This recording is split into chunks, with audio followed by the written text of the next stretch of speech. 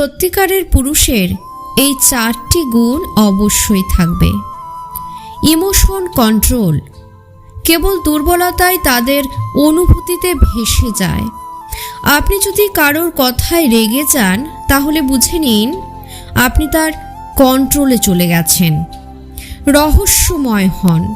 সহজলভ্যতা আপনাকে মূল্যহীন বানিয়ে দেবে। যদি আপনি সব কিছু উজাড় করে দেন তাহলে মানুষ আপনাকে অবহেলা করবে।